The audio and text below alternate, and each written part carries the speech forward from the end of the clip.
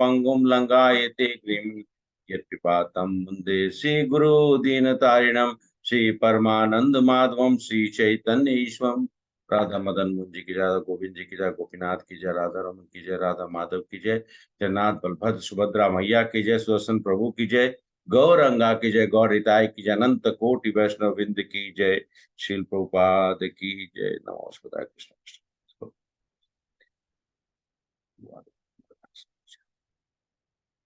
और यहाँ पे उपस्थित हमारे सभी माताएं और प्रभु जी की जय। आप सब लोग, मुझे पूर्ण रूप से पूर्ण विश्वास है कि आप सब लोग दामोदर भगवान को आरती देकर और आप लोग यहाँ पे उपस्थित हुए हैं, और ना भी हुए हैं तो भगवान दामोदर को अपने हृदय में रखकर। और कार्तिक मास है, इसलिए मैं आप सब लोग को खासकर इस मास में हमारे माता जी, हरे कृष्णा, मेरी आवाज आ रही है आप लोगों को? हरे कृष्णा। हाँ प्रभु जी आ जी रही है। प्रभु आ रही है। कोमल माता जी एक बार फिर से ज्वाइन कर लीजिए, डिस्कनेक्ट करके फिर से ज्वाइन कर लीजिए। तो कहा जाता है कि दामोदर लीला में, भगवान की जो दामोदर लीला थी, दिवाली के दिन संपन्न हुई थी। इस कार्तिक मास में खासकर जो कि मैया राधा रानी का है, वो विशेषकर हम सब लोग को कृपा प्रदान करें।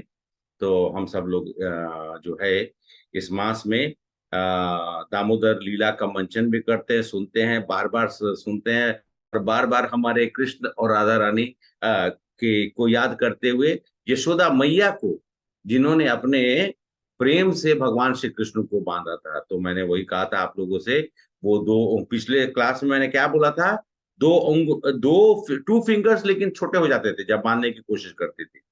अल्टीमेटली आपकी आवाज नहीं आ रही है। एक बार टाइप करके माता जी को जरा लिख दीजिए कि please disconnect and join back. तो तब तक मैं आगे अपना जो है क्लास को आगे चल सकता हूँ। कोमल माता जी को कोई कोई तो लिख देगा, हु कैन बिकम। ओके माता। Hare Krishna, somebody can write it down, कोई माता जी। ओके, हाँ कोमल माता जी।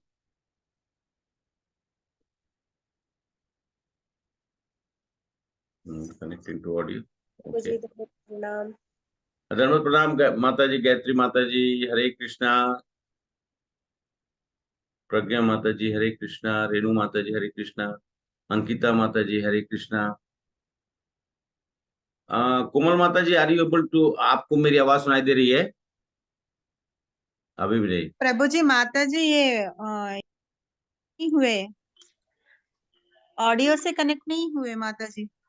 ओ प्लीज कनेक्ट योर ऑडियो माता जी, एक बार ट्राई करिए, नहीं तो नहीं तो डिस्कनेक्ट। ओके माता जी,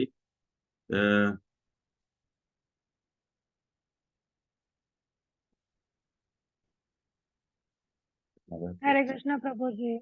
हाँ हरे कृष्णा श्रुति माता जी, हरे कृष्णा राकेश प्रभु जी। आप तो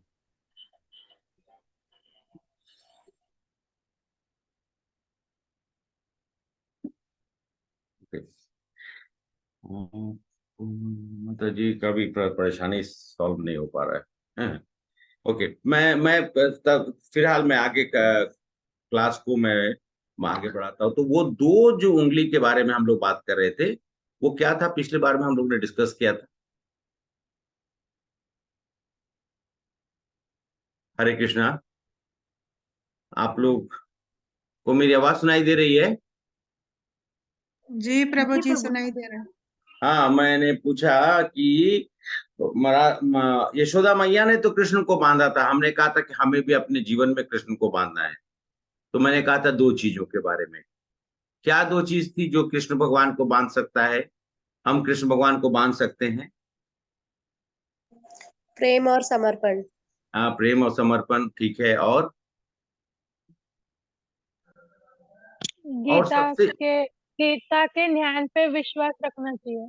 हाँ वो तो अभी बस आएंगे, इसी इसका कारण है, मैं इसलिए पूछ रहा हूँ क्योंकि हम लोग गीता का भी स्टार्ट करेंगे ना। लास्ट टाइम तो जस्ट इंट्रोडक्शन था। कृष्ण को भगवान मानना, प्रेम समर्पण एक चीज हुआ जो कि डिवोटी का होता है, और कृष्ण को भगवान मानना।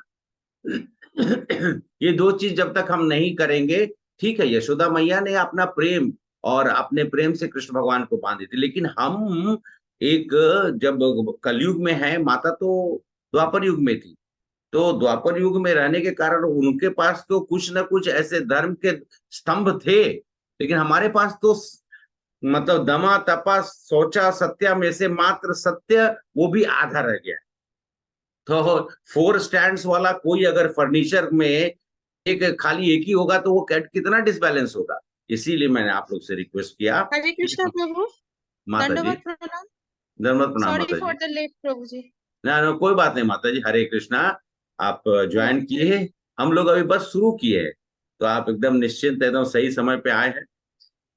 तो मैं ये बोल रहा था कि ये दो चीजों का समर्पण का जो है, प्रेम और शरणागति, साथ साथ में भगवान को, कृष्ण को भगवान मानना, ठीक है। अब हम सब लोग यहां से शुरुआत करेंगे। मैंने कहा था कि गीता को समझने के लिए दो चीजों का बहुत जरूरी है। पहली चीज ये है कि हमको एज्यूम कर लीजिए, अगर आपको अभी भी नहीं विश्वास है तो भी कोई प्रॉब्लम नहीं है, आप एज्यूम कर लीजिए कि कृष्ण भगवान है, और गीता पर पूर्ण श्रद्धा के साथ सुनने का प्रयास करिए, पढ़ने का प्रयास करिए।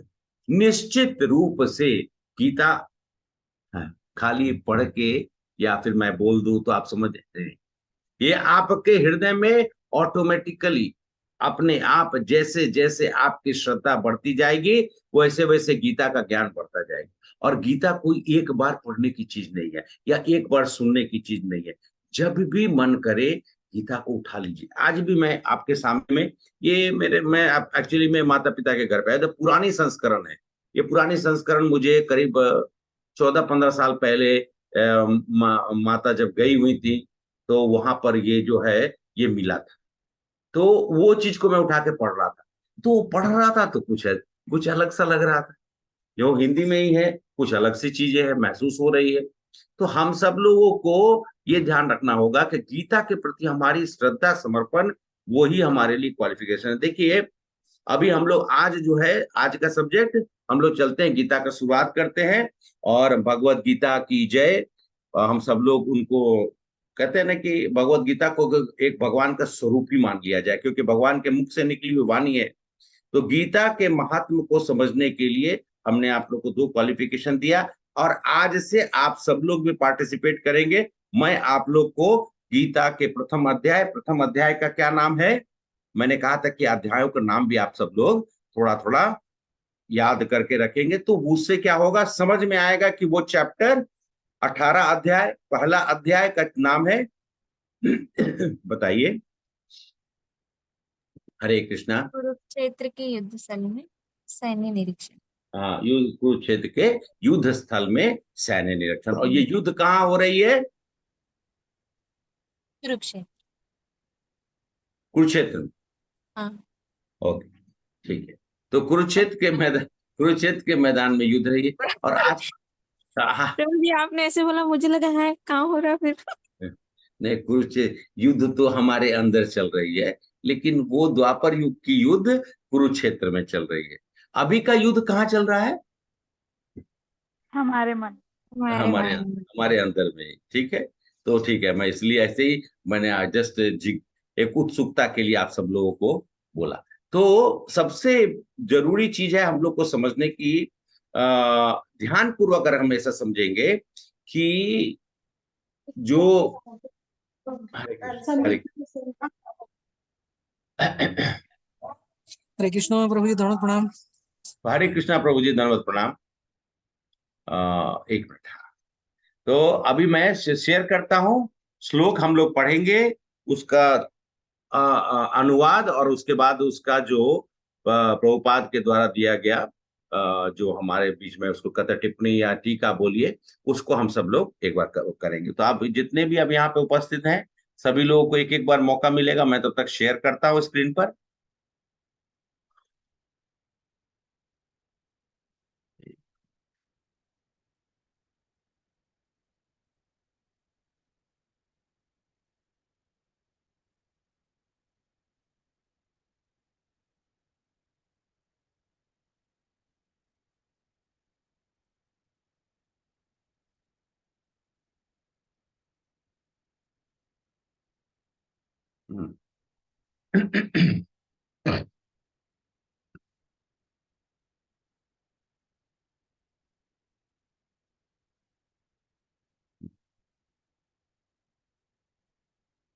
हरे कृष्णा, आप लोग देख सकते हैं?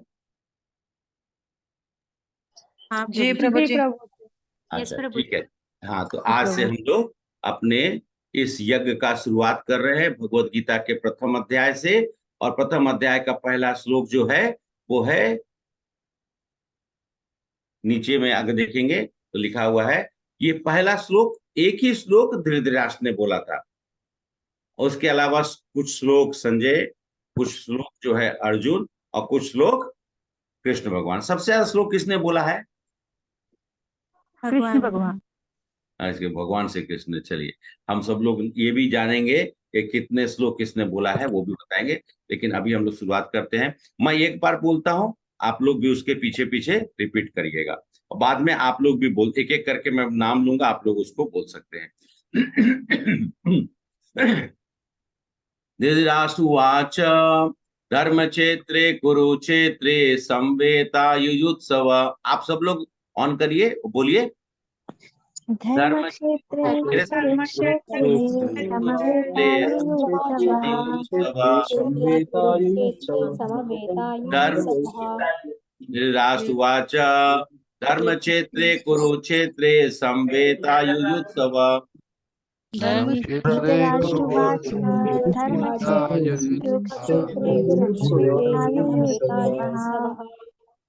धर्मक्षेत्रे कुरुक्षेत्रे संवेतायुयुत्सवः। धर्मक्षेत्रे कुरुक्षेत्रे संवेतायुयुत्सव। कुरुक्षेत्रे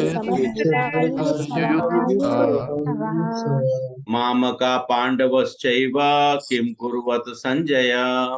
मामका पाण्डवाश्च किं कुर्वत पाण्डवाश्च संजय। मामका पांडवश्चैव किं कुर्वत संजय।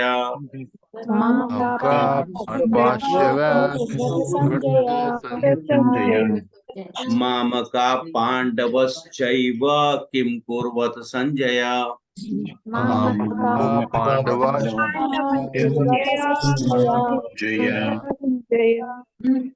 अब मैं एक बार पूरा बोल दूंगा, उसके बाद फिर आप लोग फिर बोलिएगा। धृतराष्ट्रउवाच धर्मक्षेत्रे कुरुक्षेत्रे संवेतायुयुत्सव मामका पांडवश्चैव किं कुर्वत संजय। अब आप लोग बोलिए।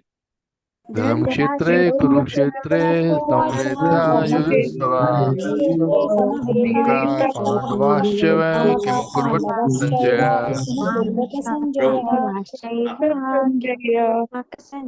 हाँ, एक चीज बोलना है, पूरा बोलना है। जैसे कि धृतराष्ट्रउवाच धर्मक्षेत्रे कुरुक्षेत्रे संवेतायुयुत्सव मामका पांडवश्चैव किं कुर्वत संजय। पूरा बोलिए। हाँ, एक बार बोलिए फिर। धृतराष्ट्रउवाच कुरुक्षेत्रे संवेतायुयुत्सव मामका पाण्डवाश्च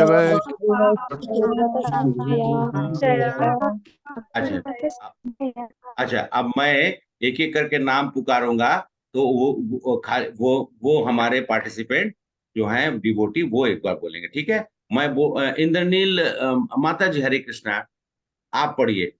हरे कृष्णा प्रभु जी, दंडवत प्रणाम। जी, दंडवत प्रणाम प्रभु जी। हाँ, एक बार आप पढ़ लीजिए। श्लोक 1.1। धृतराष्ट्र उवाच धर्मक्षेत्रे कुरुक्षेत्रे समवेतायुयुत्सव मामकाः पांडवाश्चैव किम कुर्वत संजय। 200 मार्क्स प्रभु जी आपको। उर्मिला माता जी, हरे कृष्णा। हरे कृष्णा प्रभु जी। जी माता जी, बोलिए। धृतराष्ट्र उवाच धर्मक्षेत्रे कुरुक्षेत्रे समवेतायुयोत्सवः मामकाः पांडवाश्चैव किं कुर्वतः संजय। आपको भी 200 मार्क्स। राकेश प्रभु जी, हरे कृष्णा। हरे कृष्ण। जी, धृतराष्ट्रउवाच धर्मक्षेत्रे कुरुक्षेत्रे संवेतायुयुत्सव मामका पाण्डवाश्च किं कुर्वत संजय। मामका पांडवश्चैव किं कुर्वत संजय। संजय। अच्छा, प्रभु जी आपको इस बार 150 ही देते हैं, ठीक है? आउट ऑफ 100 दे रहा हूँ। आउट ऑफ 100 दे रहा हूं मैं। थैंक यू, ओके धन्यवाद। प्रभु। श्रुति माता जी, हरे कृष्णा। हरे कृष्ण प्रभु जी। बोलिए। धृतराष्ट्रवाच धर्मक्षेत्रे कुरुक्षेत्रे समवेतायुयुत्सव मामका पाण्डवश्चय किं कुर्वत संजय। किम कुर्वत संजय। किं कुर्वत संजय। ठीक है, आपको भी इस बार 150। ओके सुचंद्रम माता जी, हरे कृष्णा। हरे आप कृष्ण प्रभु। जी माता जी बोलिए। धृतराष्ट्रवाच धर्मक्षेत्रे कुरुक्षेत्रे समवेता जुजुत्सवा मामका पाण्डवश्चैव किं कुर्वत संजय। ओके माता जी, thank you so much. Gayatri माता जी, हरे कृष्णा।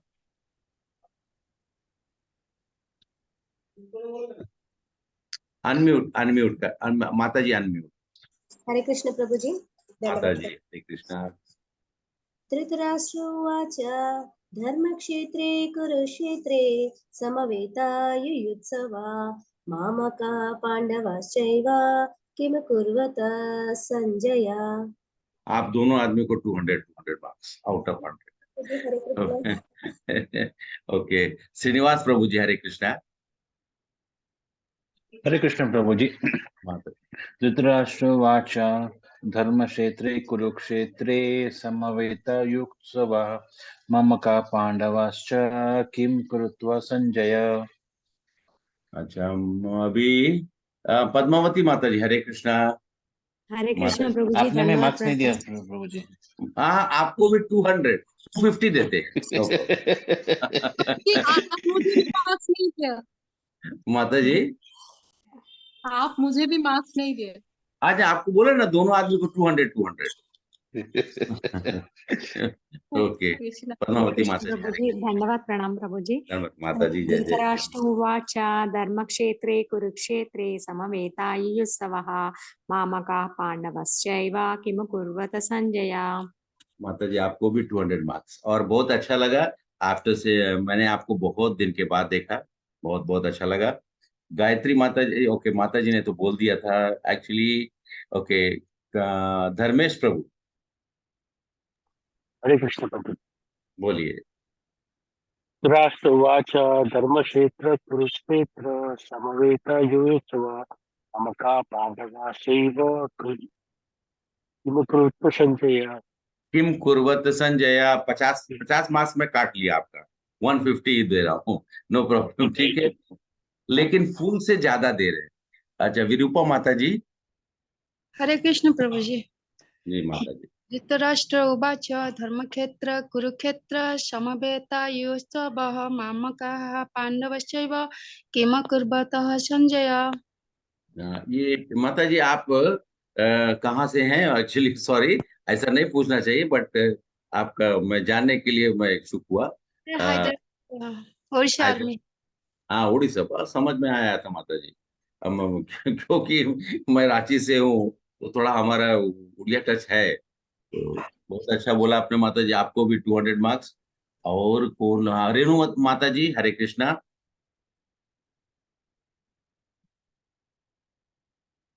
रेणु माता जी, हरे कृष्णा। अच्छा प्रीति माता जी, हरे कृष्णा।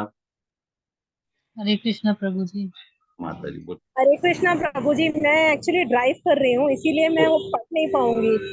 कोई बात नहीं है, मैं बोलता रहूंगा, आप भी बोल दीजिएगा, नो प्रॉब्लम। पहले माता जी बोल लेती है, फिर मैं आपसे बुलवा लूंगा, कोई बात है। आप ड्राइव का ध्यान रखिए, मैं ड्राइव सुन का। रही हूँ, ट्रैफिक में हूँ।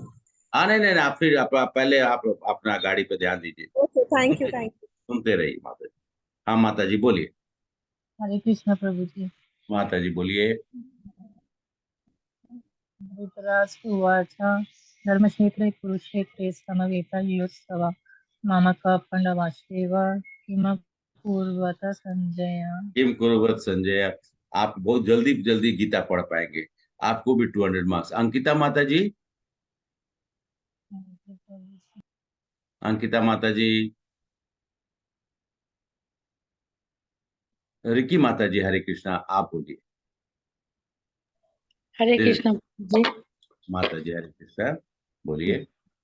धृतराष्ट्रवाच धर्म क्षेत्र कुरुक्षेत्रे संवेदायुतस्य मामका पांडवश्च किम कुरुत संजय। बहुत अच्छा, आपको भी माता जी 200 मार्क्स। अभी और कौन कौन बचे हैं? अभय चौधरी प्रभु जी, हरे कृष्णा, आप भी बोल लीजिए।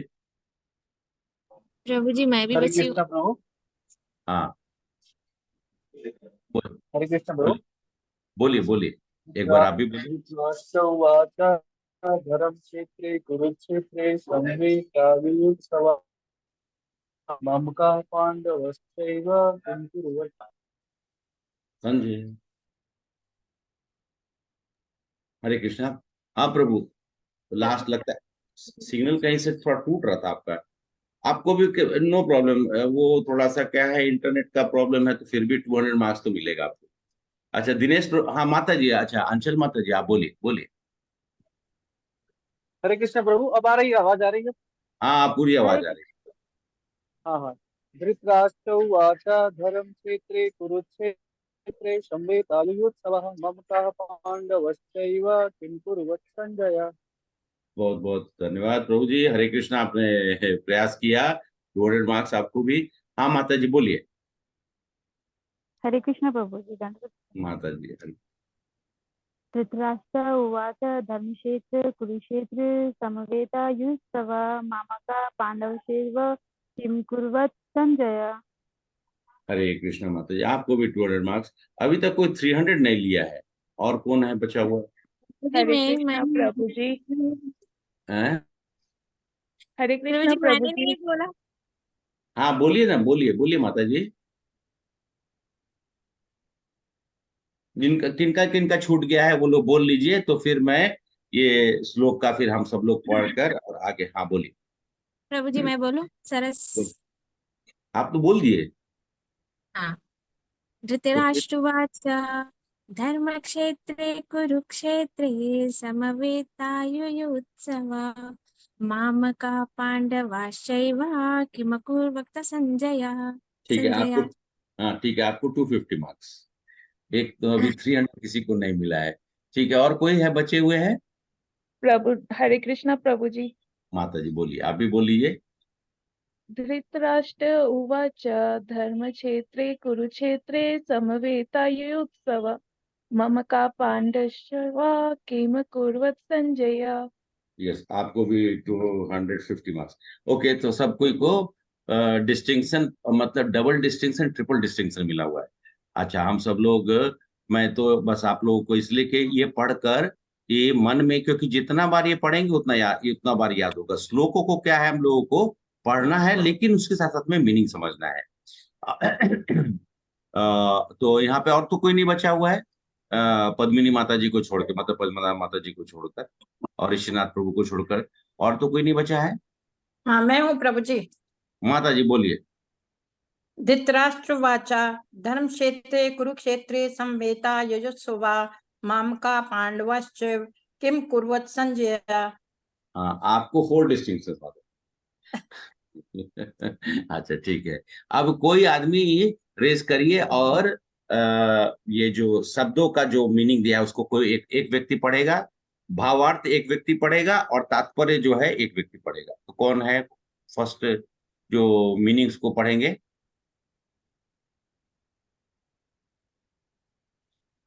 हरे कृष्णा, जल्दी जल्दी, नहीं तो फिर समय विलंब होगा, क्योंकि मुझे सारांश भी आपको फर्स्ट चैप्टर का आज बताना है। ठीक है? प्रभु जी भावार्थ बोलती हूँ प्रभु जी भावार्थ। नहीं, पहले मीनिंग मीनिंग मीनिंग ठीक है धृतराष्ट्रवाचा राजा। हाँ मैं बोलूं प्रभु जी सरस। हाँ बोलिए धृतराष्ट्रवाच बोलिए। राजा धृतराष्ट्र ने कहा धर्म क्षेत्र धर्म भूमि में कुरुक्षेत्र कुरुक्षेत्र नामक स्थान में समवेता एकत्र युत्सव युद्ध करने की इच्छा से मामकः मेरे पक्ष पुत्रों पांडव पांडु के पुत्रों ने च तथा एव निश्चय ही किम क्या अकुर्वत किया संजय हे संजय। ओके, अब माता जी आप बोल रहे थे, भावार्थ आप पढ़िए। हरे कृष्ण प्रभु जी।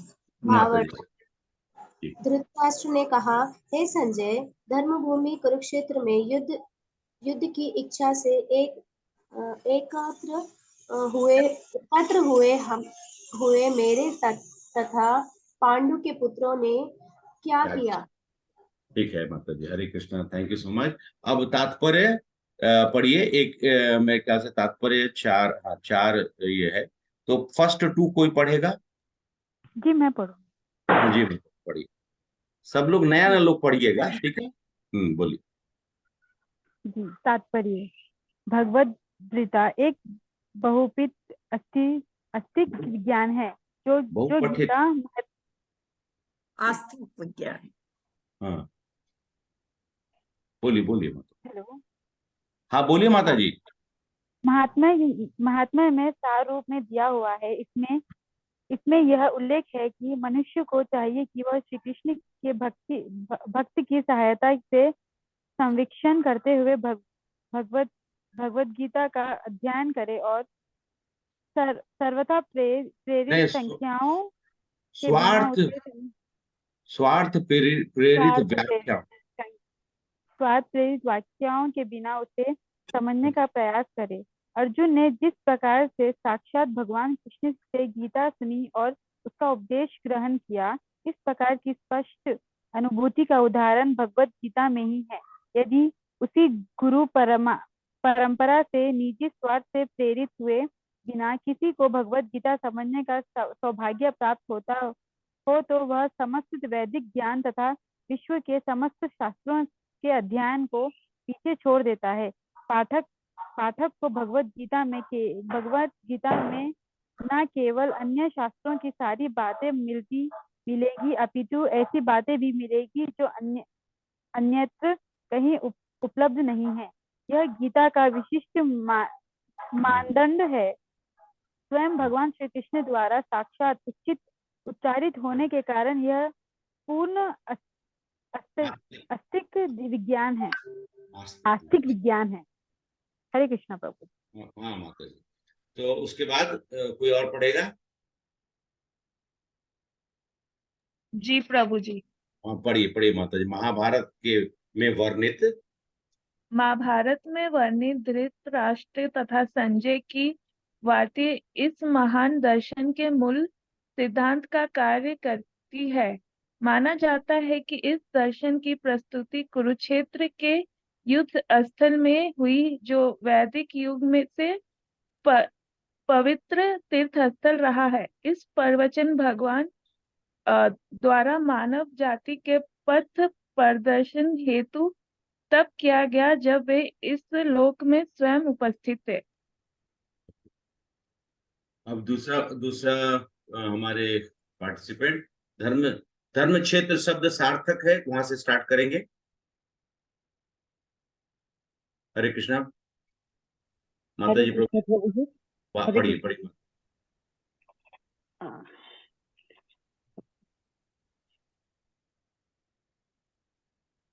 हरे कृष्णा प्रभु जी। धर्म क्षेत्र शब्द सार्थक है क्योंकि कुरुक्षेत्र के युद्ध स्थल में अर्जुन के पक्ष में श्री भगवान स्वयं उपस्थित थे। कौरवों का पिता धृतराष्ट्र अपने पुत्रों, प्रभु जी वो ऊपर चला गया, ठीक है। अब दिख रहा है, ठीक है प्रभु जी। कौरवों का पिता धृतराष्ट्र अपने पुत्रों की विजय की संभावना के विषय में अत्यधिक संदिग्ध था। अतः इसी संदेह के कारण उसने अपने सचिव से पूछा, उन्होंने क्या किया? वह आश्वस्त था कि उसके पुत्र तथा उसके छोटे भाई पांडु के पुत्र कुरुक्षेत्र की युद्ध भूमि में निर्णयात्मक संग्राम के लिए एकत्र हुए हैं। फिर भी उसकी जिज्ञासा सार्थक है। वह नहीं चाहता था कि भाइयों को कोई समझौता हो, अतः वह युद्ध भूमि में अपने पुत्रों की नियति, भाग्य, भावी भाग्य के विषय में आश्वस्त होना चाह रहा था। क्योंकि इस युद्ध को कुरुक्षेत्र में लड़ा जाना था, जिसका उल्लेख वेदों में स्वर्ग के निवासियों के लिए भी तीर्थ स्थल के रूप में हुआ है। अतः धृतराष्ट्र अत्यंत भयभीत था कि इस पवित्र स्थल का युद्ध के परिणाम पर न जाने कैसा प्रभाव पड़े। उसे भली भांति ज्ञात था कि इसका प्रभाव अर्जुन तथा पांडु के अन्य पुत्रों पर अत्यंत अनुकूल पड़ेगा, क्योंकि स्वभाव से वे सभी पुण्यात्मा थे। संजय श्री व्यास का शिष्य था, अतः उनकी कृपा से संजय धृतराष्ट्र ने उससे युद्ध स्थल की स्थिति के विषय में पूछा था। पांडव आगे पढ़े या कोई और पढ़ सकता है तो पढ़ने के लिए प्रयास करिए। जी जी, thank you Prabhu ji, thank you. आगे कोई पढ़े तो हाँ, जल्दी प्रीति माता जी नहीं था। हाँ पढ़ी। पांडव तथा धृतराष्ट्र के पुत्र दोनों ही एक वंश से संबंधित है, किंतु यहाँ पर धृतराष्ट्र के वाक्य से उनके मनोभाव प्रकट होते हैं। उसने जानबूझकर अपने पुत्रों पर धृतराष्ट्र के वाक्य से उसके मनोभाव प्रकट होते हैं। उसने जानबूझकर अपने पुत्रों को कुरु कहा और पांडवों के वंश के उत्तराधिकार से विलग कर दिया। इस तरह पांडु के पुत्रों अर्थात अपने भतीजों के साथ धृतराष्ट्र की विशिष्ट मनः स्थिति समझी जा सकती है। जिस प्रकार धन के खेत से अवांछित पौधों को उखाड़ दिया जाता है, उसी प्रकार इस कथा के आरंभ से ही ऐसी आशा की जाती है कि जहाँ धर्म के पिता श्री कृष्ण उपस्थित हो, वहाँ कुरुक्षेत्र रूपी खेत में दुर्योधन आदि धृतराष्ट्र पुत्र रूपी अवांछित पौधों को समूल नष्ट करके युधिष्ठिर आदि नितांत धार्मिक पुरुषों की स्थापना की जाएगी। यहाँ धर्मक्षेत्र तथा कुरुक्षेत्र शब्दों की उनकी ऐतिहासिक तथा वैदिक महत्ता की अतिरिक्त यही सार्थकता है। यस माता जी, आप लोगों को बहुत बहुत धन्यवाद। आपको सब लोगों ने पढ़ा। ओके, आप सब लोग अब अगले बस आधा घंटा तो मैं थोड़ा आप लोगों को ये श्लोक गीता का शुरुआत है।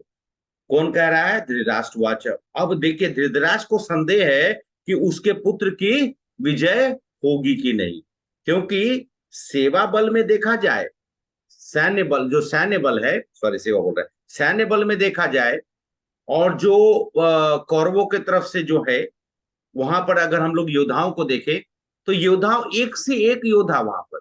भीष्म पितामह, उनको क्या वरदान था? उनके पिता ने उनको क्या वरदान दिया था? इच्छा मृत्यु की। हाँ, द्रोण जिनका जन्म नॉर्मल नहीं हुआ था, पत्ते पे हुआ था, द्रोण के पत्ते पे हुआ था, अपने आप में उस समय के सबसे ज्यादा शास्त्रों का ज्ञान में अगर कहा जाए निपुणता तो द्रोणाचार्य थे। उसके बाद उनके पुत्र अश्वत्थामा, उसके साथ में कृपाचार्य, उसके साथ में कर्ण है, शाल्य है, मतलब कि अनेक, और साथ में दुर्योधन, वो भी उतना ही बलिष्ठ था। और जितने भी अगर कहा जाए तो, और उनकी सैन्य बल ज्यादा थी पांडवों के सैन्य बल से। तो वहां पर सुसज्जित योद्धा लोग इकट्ठे हुए हैं। ये श्लोका के माध्यम से कुछ उत्सुकता तथा संदेह जो हम लोगों ने पढ़ा तात्पर्य में, उसमें क्या दिखा प्रभुपाद बता रहे, बहुत सुंदर। देखिए, इसमें टीका जो है विश्वनाथ चक्रवर्ती ठाकुर, हमारे और बहुत सारे श्रीधर स्वामी, बहुत सारे ऐसे महान संतों ने इसके ऊपर में टीका की है। और बलदेव विद्याभूषण जी, हमारे श्रील प्रभुपाद ने जो ये भगवत गीता लिखी है, इसकी आप लोग के पास किताबें हैं? हरे कृष्णा। अरे आप लोग, हाँ, तो किताब में, हाँ प्रभु जी, तो प्रस्तावन, भूमिका इत्यादि जो भी शुरू का है उसको जरूर पढ़िएगा। वो पढ़ने में थोड़ा समय लगेगा, आप सोचेंगे कि मैं अध्याय नहीं, उसको भी पढ़िए। पढ़ने से आपको बहुत कुछ उसमें जानने का उसमें मिलेगा। तो मैं ये कह रहा था कि इस श्लोक के द्वारा एक उत्सुकता है, इस तथापि संदेह है। और संदेह किसको है? किसको संदेह है? युधिष्ठिर को, धृतराष्ट्र को। धृतराष्ट्र। और धृतराष्ट्र क्या है? उसको दृष्टि है? दृष्टिहीन। मैं किसी दृष्टिहीन नहीं है। हाँ, दृष्टिहीन व्यक्ति के ऊपर मैं कोई लांछन या कुछ, मैं पहले ही बोल रहा हूँ, ऐसा मैं नहीं ये कर रहा हूं। लेकिन एक दृष्टिहीन व्यक्ति, संवेदनहीन व्यक्ति इस तरह का प्रश्न पूछ सकता है, जो कि राजा है। अगर राजा ऐसा हो जिसको कुछ दिखता नहीं हो, तो वो राज्य को संभाल सकेगा? जबकि उसको नहीं। 1000 हाथी का शक्ति है, लेकिन वो अंधा है। अंधे को क्या दिखाई देगा? देखिए, कहा जाता है कि हमारी इंद्रियां स्पष्ट रूपी, हमारी जितनी भी इंद्रियां हैं परिपूर्ण रूप से जब एक व्यक्ति में होता है, तो वो सब कुछ को एनालाइज कर सकता है। अंततः जिसके जो नेत्रहीन हो, वो संवेदनहीन भी हो गया है, और उसको निर्णय लेने में अपना स्वार्थ दिख रहा है। अपना स्वार्थ क्या बोलता है? मामका पांडवश्चैव। अरे भाई, आप दोनों तो कौन से वंश के हैं? कौन वंश के हैं ये दोनों? कुरुवंश के है ना, कुरुवंश के दोनों हैं। वो पांडु हो चाहे वो धृतराष्ट्र हो। तो जब दोनों एक ही वंश के हैं, तो यहाँ पे वो बोलने का क्या जरूरत है कि माम का पांडवश्चैव किम कुर्वत संजय? संजय को देखिए, और निर्णय का यहाँ पे बात ये हुई है, धृतराष्ट्र अगर चाहते, इस युद्ध का कारण कौन बना? इस युद्ध का कारण कौन बना? धृतराष्ट्र। अरे मामा नहीं, मामा तो बस वो तो पेच इधर उधर दाएं बाएं वो षड्यंत्र करते। लेकिन मेन कारण था धृतराष्ट्र। अगर घर का, हमारे घर में मान लिया जाए, जो हमारे घर के फॉर एग्जाम्पल हमारे पिता हुए, वो हमारे घर के उनको राजा मान लिया जाए, वो राजा है, तो वो अगर मैं गलती करूं, अगर वो मुझे नहीं डांटेंगे, तो मुझे प्रोत्साहन मिलेगा, और फिर मैं और गलती करूंगा। तो जब तक हम उस चीज को समझकर उसके ऊपर में नियंत्रण नहीं करेंगे, तो फिर तो। और धृतराष्ट्र ने क्या किया? पुत्र मोह में जब जन्म हुआ था, उस जन्म के समय में अनेक पंडित और जो ज्योतिष शास्त्र में पारंगत और जो लोग श्रेष्ठ ब्राह्मण जो थे और जो श्रेष्ठ गुरुजन थे, उन्होंने कहा था धृतराष्ट्र को, क्या कहा था? तुम्हारे 100 पुत्र हुए हैं, लेकिन एक पुत्र का त्याग कर दो, नहीं तो तुमको अपने 99 को भी खोना पड़ेगा। 100 - 1 इज 99। हाँ, तो 1 अगर माइनस नहीं हुआ तो क्या हो गया? पूरा का पूरा समाप्त, 99 पूरे चले जाएंगे, पूरे का पूरे ही समाप्त। उस वक्त में धृतराष्ट्र, अब कोई बोलेगा कि कोई अपने, अरे त्याग करने जो उस समय की बात जब कर रहे हैं, द्वापर युग की बात कर रहे हैं, जब आपके संतानों का जो बताया कि इतने सारे आपके पास संतान हैं, उसमें से एक को आपको त्याग करना। लेकिन वो बोलेगा कि कैसे कोई माता पिता त्याग कर सकता? नहीं त्याग कर सकता तो युद्ध हुआ, महाभारत हुई, कुरुक्षेत्र हुई। कुछ महान संतों की वाणी को हम सब लोग को समझना चाहिए। हम नहीं हम कुछ उन लोग यथार्थ में बोलते हैं तो हम उसको अन्यथा ले लेते हैं, यथार्थ में बोलते हैं उसको अन्यथा ले लेते हैं। अन्यथा मतलब हमारे, अरे ये तो ऐसे ही बोल रहे हैं, नहीं। गुरु युद्ध की इच्छा से, अच्छा युद्ध के अब क्या हुआ? जब भगवान गए दूत बनकर, उसके बाद क्या हुआ? जब युद्ध दूत बनकर गए, कहे कि अरे कुछ नहीं हो, एक क्षत्रिय को 5 गांव दे दो, अपने इतने बड़े साम्राज्य में से मात्र 5 गांव दे दो, 5 भाई है, 5 गांव दे दो उसको, उसी से वो अपना जो है वो जीविका और जो भी है वो अपना धर्म का पलायन करेंगे। लेकिन दुर्योधन ने कहा, मैं तो सुई के नोक के बराबर भी जमीन नहीं दूंगा। पहले तो उसने ये कहा कि इनका क्या हो गया है, इनका जो है अज्ञातवास खत्म हो गया है। लेकिन कैलकुलेशन किया गया, जो श्रेष्ठ लोगों ने कैलकुलेशन किया गया, और उन लोगों ने बताया कि अर्जुन जब युद्ध करने आया था, तो कहां पर? विराट नरेश के पुत्र के साथ में, उस वक्त में अर्जुन का जो समय के अनुसार जो है अज्ञातवास पूर्ण हो गया था।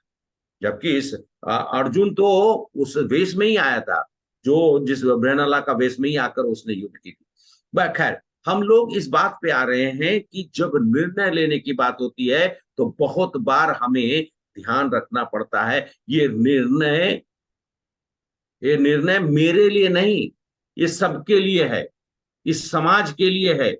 अगर आज के समय में हमारे मान लिया जाए कि हमारे देश के प्रधानमंत्री जो हैं वो अपने लिए निर्णय लेते हैं तो इस देश का क्या हाल होगा। ऐसे आप लोग देख सकते हैं आसपास में बहुत सारी चीज। तो कहा जाता है, और इसका श्रुति में क्या लिखा गया है, मैं संस्कृत में थोड़ा बोल देता हूँ। यद अनु कुरुक्षेत्रम देवानाम, यहाँ पर कुरुक्षेत्र जो क्षेत्र है उसकी थोड़ी महिमा बताते हुए अंत में हम सब लोग इसको समापन करेंगे टू अंडरस्टैंड। और ऑलरेडी आप लोगों ने प्रभुपाद का जो तात्पर्य है अपने आप में बहुत सेल्फ एक्सप्लेनेटरी है। मैं सिंपल वर्ड्स में जो है वो लिख के आप लोगों को थोड़ा सा इसके बारे में बताकर और सारांश बताने का प्रयास करूंगा। तो यद अनु कुरुक्षेत्रम देवानाम देव यज्ञम सर्वेशाम भूतानाम ब्रह्म सदनम, इसका मीनिंग यह है कुरुक्षेत्र देवताओं के लिए देवतुल मनुष्यों के द्वारा यज्ञ करने का स्थान है। कुरुक्षेत्र क्या है? देवताओं का यज्ञ करने का स्थान है। धर्म क्षेत्र कुरुक्षेत्र, इसलिए उसको धर्म क्षेत्र कहा गया। सभी जीवों के लिए ब्रह्म का स्थान है कुरुक्षेत्र। यह स्थान धर्म की वृद्धि करने के लिए ये जबाल उपनिषद में दिया हुआ है, ये वृद्धि करने के लिए प्रसिद्ध है कुरुक्षेत्र। कुरुक्षेत्र जो है अपने आप में इसकी महत्व ये है। अब समझिए धृतराष्ट्र का मीनिंग कि क्या जानबूझ के, देखिए इस श्लोक में लिखा हुआ है धर्म क्षेत्र को, क्यों उसके मन में अभी भी अभिलाषा है। क्या अभिलाषा है? कि हो न हो मेरे पुत्र उस जगह पे अगर हैं, और पांडव के पुत्र भी हैं, पांडु के पुत्र भी हैं, पांडव भी हैं, कौरव पांडव दोनों को उन्होंने बनाए। बोला कि हो न हो ऐसा हो सकता है कि पांडवों का मन जो है वो बदल जाए। धर्म क्षेत्र है ना, वो बोल दे कि हम जंगल में रहेंगे, कोई बात नहीं है, तुम राज करो। या फिर ऐसा भी हो सकता है कि मेरे पुत्र धर्म क्षेत्र में जाने के कारण उनका भी अंदर से जो अंतर्मन है वो बदल जाए और वो पांडु के पुत्रों को राज का कुछ भाग देने के लिए तैयार हो जाए। ये चीज धृतराष्ट्र के मन में घुमड़ कर, मतलब गोल गोल घूम रहा है कि अगर पांडु के पुत्र दे दे तो बहुत अच्छा है, कोई बात नहीं है, लेकिन मेरे पुत्र को नहीं देना चाहिए। मतलब क्या? मेरे पुत्र को नहीं देना चाहिए, पांडु के पुत्र दे दे तो कोई बात नहीं। ये टीका एक्चुअली में, हाँ बोलिए क्या मीनिंग के मतलब क्या है? अपना स्वार्थ, बोलिए माता जी, आप कुछ बोलो। अपना स्वार्थ ही है जी। और यहाँ पे क्या दिखाता है? संकीर्ण मानसिकता। एक दो भाई के संतान के बीच में युद्ध हो रही है, तो पिता होने के नाते वो दोनों के ही पिता है, पिता स्वरूप। उनको तो वहां पे चलो ठीक है, चलो आप तुम लोग तैयार हो गए। धर्म क्षेत्र में भी उसके दिमाग में यही चल रहा है कि मेरा बेटा का ही भला हो। हम सब लोग तो कहा जाता है कि धर्म क्षेत्र में एक एग्जाम्पल दिया गया है कि धर्म क्षेत्र में अगर जैसे कि होता है पैडी का, आप लोग में से शायद जिन लोगों ने देखा हो, हम सब लोग पहले गांव में जाते थे या पैडी क्षेत्र में अभी भी कभी कभी कल्टीवेशन क्षेत्र में जाते हैं, तो जहां होता है उसमें बीच बीच में घास निकल जाता है और उन घासों को निकालना पड़ता है। कैसे निकालते हैं? मशीन से काट देते हैं, हाथ से चुन चुन के निकाल देते हैं। हाथ से चुन चुन कर निकालना पड़ता है। और वही कार्य करने के लिए कृष्ण, अच्छा यहाँ पर निकालेंगे कौन? अरे खेत में तो जो किसान है चाहे जो उसका ओनर है वो निकालेगा, यहाँ पे कौन निकालेगा? श्री कृष्ण। श्री कृष्ण यहाँ पर निकालने वाले हैं। धर्म क्षेत्र से ये कंकर, मतलब इस तरह के अधर्म के जो स्वरूप है उनको बाहर निकालने का काम वो करेंगे। खरपतवार बोलते हैं। हाँ, खरपतवार को प्रभु जी, वो जो है खरपतवार कौन है यहाँ पर? उन्होंने हाँ कौरव, मतलब वो भी खासकर धृतराष्ट्र लोग को बोले, तो खैर धृतराष्ट्र के साथ जो भी है वो भी खरपतवारी है, चाहे वो भीष्म हो, चाहे कृपाचार्य हो, चाहे वो द्रोणाचार्य हो, सब खरपतवार है। तो निश्चित है कि धर्म विरोधी जो है धर्म का जो विरोध करता है उसका विनाश होता है। भगवत गीता को अब जब हम ये तो हम सब लोगों ने 1.1 में देख लिया कि मन की अभिलाषा अगर अनियंत्रित है तो आप मान के चलिए कि अच्छा नहीं होगा। अभिलाषा मतलब इच्छा। अब आप बैठे हुए अचानक से आपकी इच्छा हो गई कि हम चलो हम अमेरिका चले जाए ऐसा, या फिर हम मान लीजिए चलो let us go to Goa for, अरे भाई ऐसा मत करिए जो हमारी इच्छा जो है विपरीत परिस्थिति को पैदा करे। समय आएगा, कोई बात नहीं है, प्लान करिए। अचानक से हम कुछ सोच ले, निश्चित है कि अचानक से सोचा हुआ कार्य को पूर्ण करने के लिए आपको ज्यादा प्रयास करना पड़ेगा। हो सकता है कि वो सफल हो ना हो। अगर कार्य का निर्णय लेकर प्लानिंग करके अगर आप करेंगे तो मोर और लेस, और साथ साथ में भगवान को याद करके, अपने से करने से जब मैं कर लूंगा नहीं, ईश्वर के मतलब कहते हैं ना कि उनका डायरेक्शन में, तो बोलेंगे डायरेक्शन भगवान कहाँ दे रहे हैं? अरे आप करिए ना, भगवान तो डायरेक्शन दे ही रहे। आप ये मत सोचिए कि आप प्लानिंग कर रहे हैं, करने वाला तो एक है अंदर में वो जो प्लान कर रहा है। तो अब हम सब लोग भगवत गीता का अंत में मैं 2 लाइन में कि भगवत गीता को ध्यान पूर्वक पढ़ना चाहिए और बिना स्वार्थ प्रेरणा का, जो कि धृतराष्ट्र ने यहाँ पर दिखाया। संजय व्यास जी के शिष्य थे और उनको व्यास देव ने आशीर्वाद दिया था और वो जो है सभी विकार से मुक्त थे। विकार मतलब भाव, द्वेष, ईर्षा, इन सब से संजय मुक्त था क्योंकि वो व्यास ऋषि के, भले वो धृतराष्ट्र के मतलब रथ चालक थे, लेकिन वो हर चीज से मुक्त है। तो धृतराष्ट्र को पूरा विश्वास था कि संजय मुझे सत्य बताएगा और संजय ने सत्य ही बताया। जितनी भी आगे देखेंगे तो यहाँ तक कि कहीं कहीं पे वार्निंग भी दी है और क्लियरली बताया है। तो इसलिए उसको पूर्ण विश्वास है कि जो मेरा टेलीविजन है वो पूरा पूरा सही इंफॉर्मेशन देगा। तो उस समय में संजय जो है चलचित्र का मतलब दूरभाष का काम कर रहे थे ना, बैठे हुए थे कहाँ पे, हस्तिनापुर में, और देख रहे थे कहाँ पर, कुरुक्षेत्र। आज के हिसाब से भी कुछ 100-200 किलोमीटर अवे का डिस्टेंस वो देख रहे थे अपने आंखों से। तो वो टेलीकास्ट हो रहा था तो एनीवे तो फिर हाँ लाइव टेलीकास्ट चल रहा था। तो अब आपसे पूछूंगा 4-5 चीजों के क्या भावना होनी चाहिए हमको, किसने इस ज्ञान को अर्जन किया, गीता के ज्ञान को?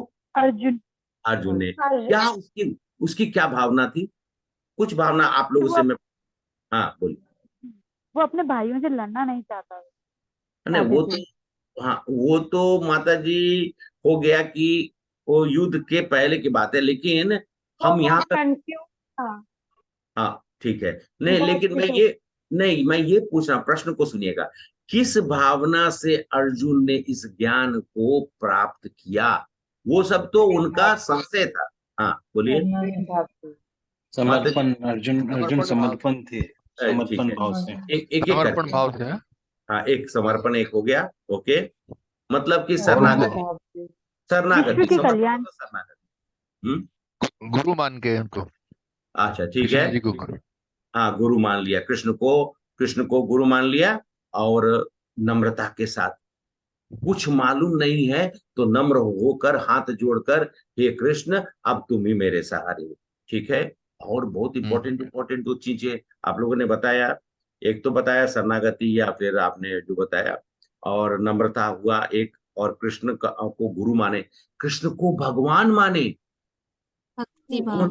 हाँ याद कृष्ण, है बोलिए, भक्ति भाव से, हाँ भक्ति भाव से उन्होंने अपना समर्पण किया, कृष्ण को भगवान माना है। आप देखेंगे आगे के चैप्टर में, और कृष्ण जी जो बोले उसको बोला कि वही सत्य है, कृष्ण जी जो बोले वही सत्य है, और साथ साथ में गुरु परंपरा में सुने, उन्होंने गुरु परंपरा, भगवान बताया है कि मैंने पहले किसको, तो परंपरा में कोई चीज सुने तो हम सब लोगों को उसका जो है जो हम सब सुनेंगे उसका फल प्राप्त होगा।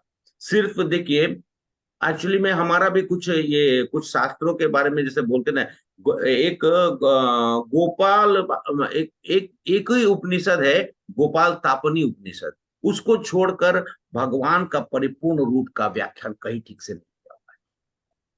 पर अगर देखा जाए बहुत सारे उपनिषद और ये सब हैं, और साथ साथ में ये हमारे पुराण हैं, लेकिन प्रॉपर तरीके से एक एक में है गोपाल तापनी उपनिषद में, लेकिन कहीं पे भी ठीक से। लेकिन गीता में भगवान ने खुद अपना पूरा का पूरा डिस्क्रिप्शन बता दिया है। आप भगवान कौन है, आप गीता पढ़िए, आपको समझ में आ जाएगा और आप भगवान को पहचान सकते हैं। तो भगवत गीता को समझने का सौभाग्य हम सब लोग को मिला है, प्राप्त हुआ है श्रील प्रभुपाद की कृपा से, हमारे कृष्ण कृपा मूर्ति श्रील प्रभुपाद, जिनके प्रेरणा से हम सब लोग यहाँ बैठकर, मैं आप लोग के सामने में वक्ता बनकर नहीं, आप लोग के साथ मिलकर इस गीता के जो यात्रा को हम लोग आगे सुचारू रूप से चला रहे हैं, वो सिर्फ और सिर्फ श्रील प्रभुपाद की कृपा और उनके गुरु महाराज ने उनको क्या दिया, प्रेरणा दी, और उन्होंने भी गुरु परंपरा में रहकर हमें ये ज्ञान दिया। तो भगवत गीता समझने का स्वभाव प्राप्त वो समस्त वैदिक ज्ञान जो कि प्रभुपाद ने लिखा था, वैदिक ज्ञान तथा विश्व के समस्त शास्त्रों का अध्ययन को पीछे छोड़ देता है। भगवत गीता सर्वोपरि है। अगर आपने सुना होगा एक बार जो कहां पर हुआ था, शिकागो सम्मेलन हुआ था, उस शिकागो सम्मेलन में गीता को सबसे नीचे रखा गया था। तो स्वामी विवेकानंद जी ने क्या बोला था, उनसे बोला, सब लोगों ने हंस के बोला कि see your Holi book is lying on the bottom of the table. तो उन्होंने क्या बोला, yes I can see that if the base is strong everything remains on that. मतलब कि अगर नींव मजबूत है तो बिल्डिंग भी मजबूत होगी। और जो लोग सोचते हैं, जितना भी कुछ सोच लीजिए, गीता आज नहीं हजारों साल पहले प्राकट्य हुआ, उसके पहले लाखों साल पहले भगवान ने उसको फिर से, वो बाद में 5000 साल पहले हुआ, भगवान ने तो पहले ही विवस्वान शुरू को स्टार्ट होने से, युग का शुरुआत होने से पहले ही भगवान को, सूर्य देवता को भगवान ने दिया था ज्ञान। उन्होंने बताया भी अर्जुन को, ये अवरुद्ध हो गया, बोले कि अब फिर से ज्ञान में दे रहा हूं, और वही ज्ञान को अलौकिक रूप में हमारे श्रील प्रभुपाद ने प्रस्तुत किया। और वो भगवत गीता यथास्वरूप हम सब लोग अध्ययन कर रहे हैं। भगवत गीता में न केवल अन्य शास्त्रों की सारी बातें मिलेंगी, अपितु मतलब कि ऐसी भी बातें मिलेंगी जो किसी अन्यत्र जगह पे नहीं है। आप पढ़ के देखिएगा, जरूर मिलेगा। कभी कभी कुछ लोगों से जब बात होती है तो मैं ये मतलब कुछ अपने लिए नहीं बोल के, लेकिन गीता पढ़ने के कारण बहुत सारी ऐसी चीजें, गूढ़ चीजें निकल के आती हैं जो बहुत बार हम सब लोग डिस्कस करते हैं, और उसको उसकी कोई भी अगर सुनता है तो उसको उसका फल प्राप्त होता है। तो ये चीज है। जैसे कहते हैं ना, गीता कैसा है, एक छोटा सा गागर में सागर को भरने जैसा है। गीता है छोटा सा गागर, गागर में समझते हैं, मतलब वो पॉट, तो छोटे से गागर में सागर को भरने जैसा है, और वो हम भर सकते हैं जो मैंने आप लोगों को बताया कि उसको फॉलो करके।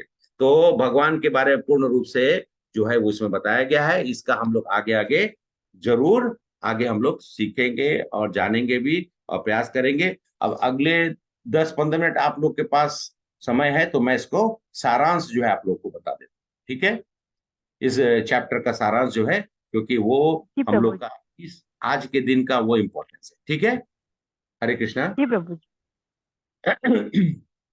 देखिए, हम दुर्योधन एक राजनीतिक था, उसका सीधा, अब मैं चला रहा हूँ ये 1.1 के आगे चला जा रहा हूँ, उसके मतलब उसको मैं जो है 1.46 तक, ये मतलब 46 श्लोक का है, मैं थोड़ा करके वो आप लोग को बताते चलता हूँ। तो हम क्योंकि एक एक करके हम लोग को जो करिकुलम दिया है उस हिसाब से हम लोग फॉलो करेंगे।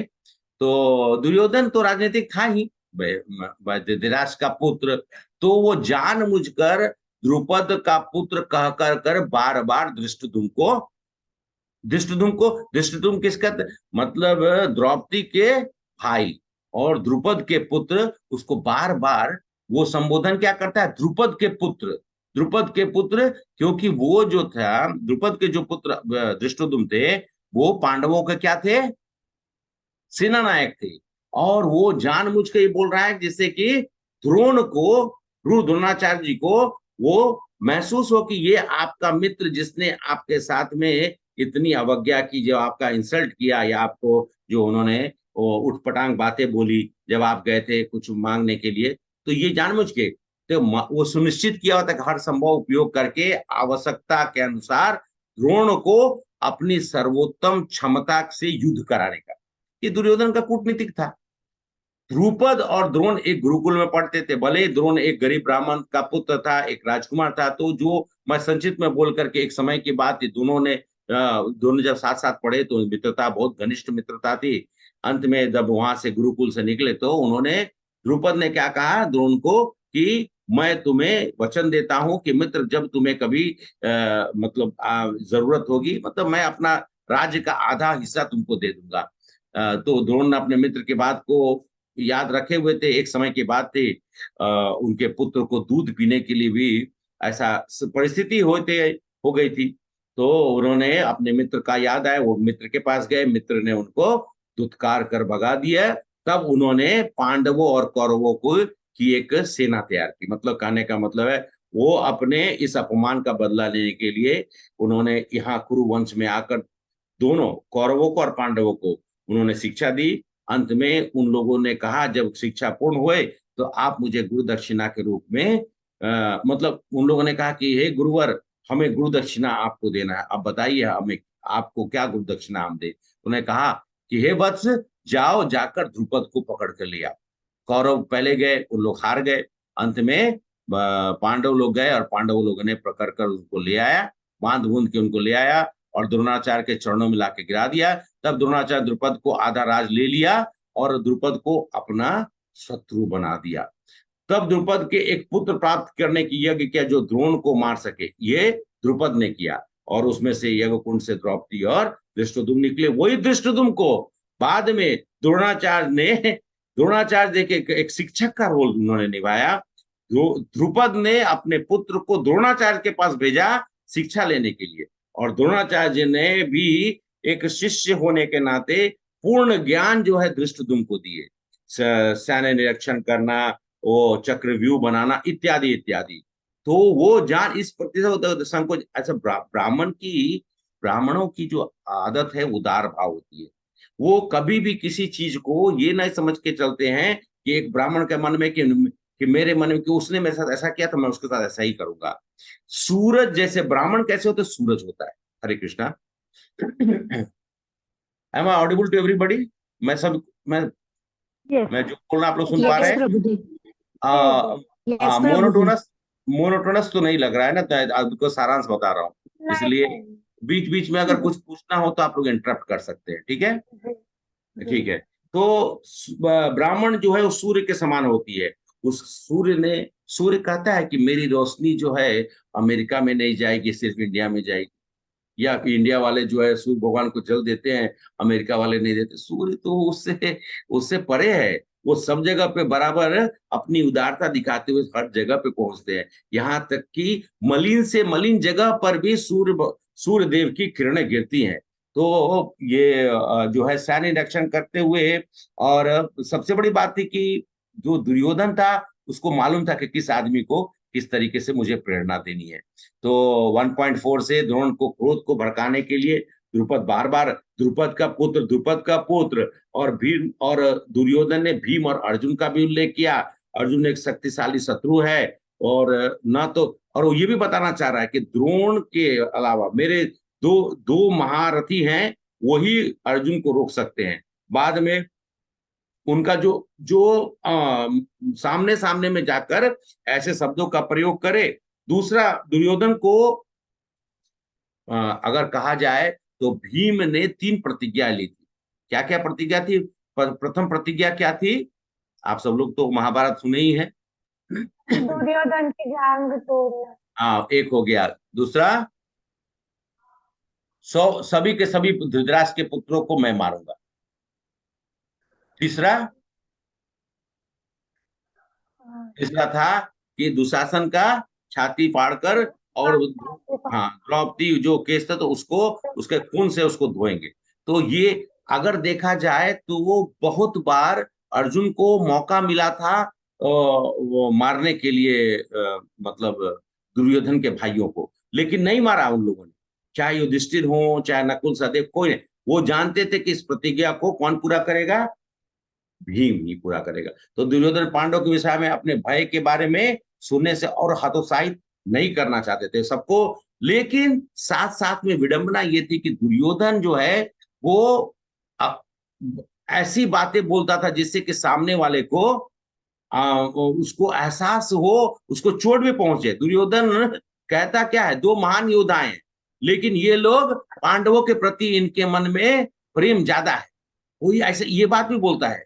तो इसलिए वो चाहता था कि आप लोग पांडवों के से युद्ध करने समय में, आप लोग का जब पांडवों के साथ युद्ध हो उस वक्त में आप लोग पांडवों को देख के युद्ध नहीं करिए, आप जो हैं, आप जो हैं यहाँ पर वो हमारे कौरव सेना में हैं। दुर्योधन इसके बाद द्रोण के रिश्तेदार कृपाचार्य, अच्छा कृपाचार्य कौन थे, कुलगुरु, और साथ साथ में द्रोणाचार्य के मतलब ब्रदर इन लॉ, मतलब साला थे। तो हाँ, तो कृपाचार्य को भी सुनाए, आप अपने रिश्तेदार का सहायता नहीं करिए, आपको युद्ध करना है हमारे साथ में। अपने मतलब हर चीज से दुर्योधन सैन्य नेताओं के दल बदल, हमेशा महत्वपूर्ण चिताओं के ऊपर में विषय करना, क्षत्रियों से लड़ना। देखिए क्षत्रियों को लड़ना पसंद है, वहां पर जितने भी क्षत्रिय आए थे उनको मालूम था कि हम युद्ध करेंगे, हमें उच्च लोक मिलेगा, युद्ध से जो भागेगा उसको नीचे का लोक मिलेगा, जो युद्ध का मैदान छोड़ेगा, क्षत्रिय धर्म को जो पालन करेगा उसको उच्च लोक मिलेगा।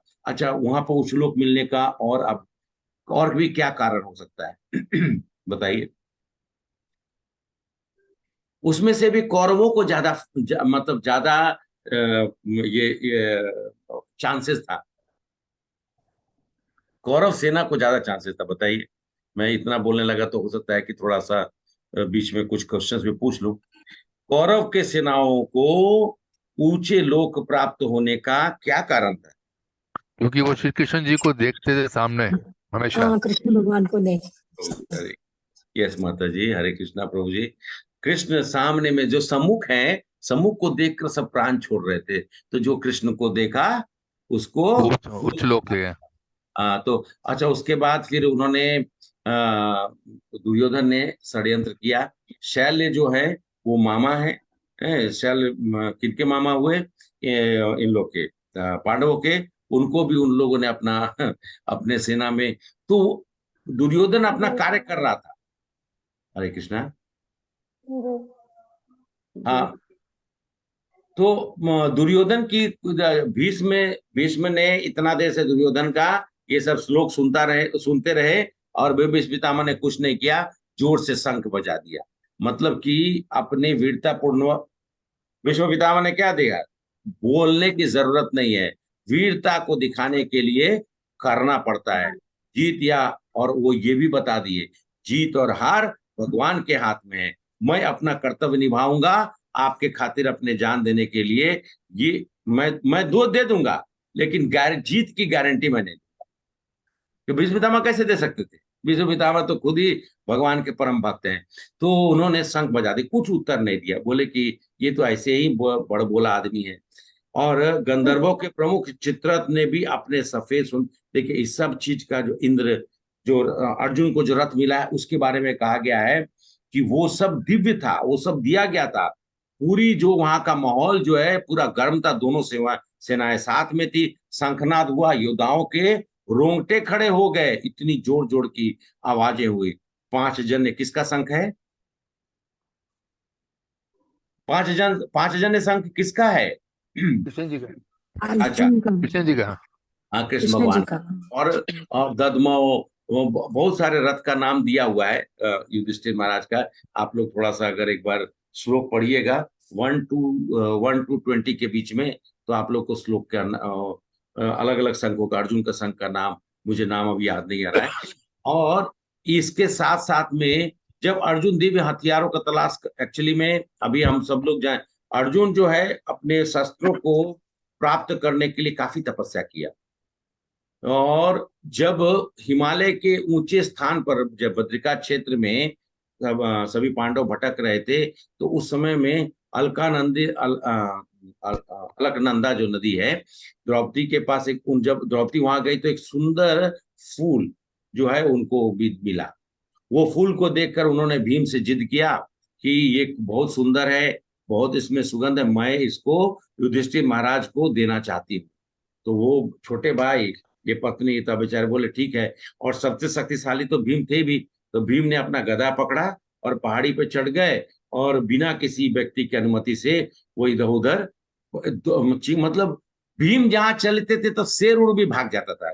बाकी जानवर सबका तो छोड़ दीजिए, कोई भी सामने में नहीं आता था। वो ऐसा चिंघाड़ते थे कि आधा से ज्यादा जंगल का जानवर भाग के बाहर चला जाता था।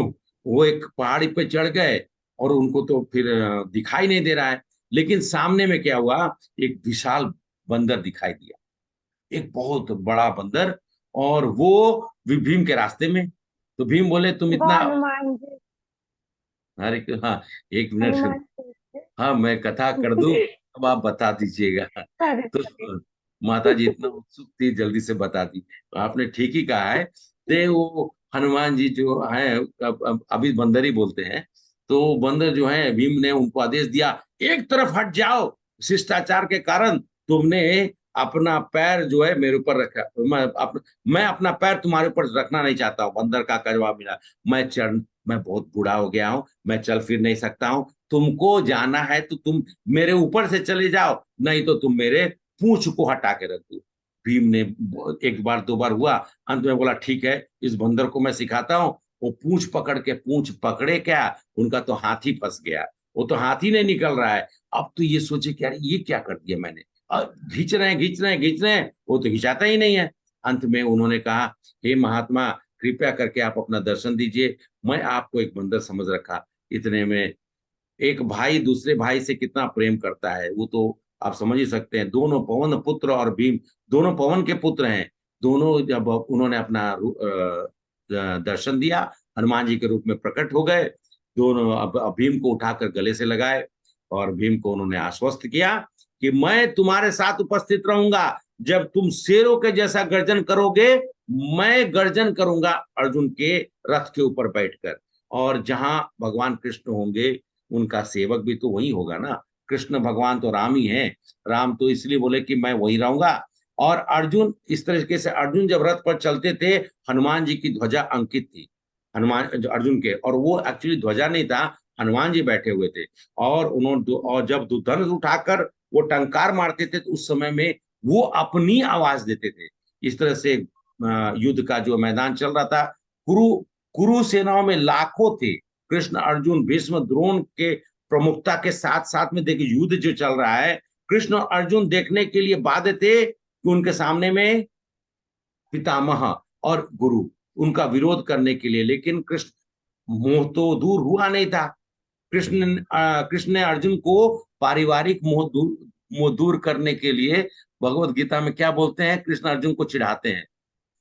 कृष्ण अर्जुन को क्या चिढ़ा के बोलते हैं, ये केवल कौरव हैं दोनों तरफ जो इकट्ठे हुए, वो कुरुवंश बोलते, कौरव ही बोलते हैं, वो पांडवों को भी कौरव बोलते हैं, ये दोनों तरफ इकट्ठे हुए चिढ़ा रहे हैं।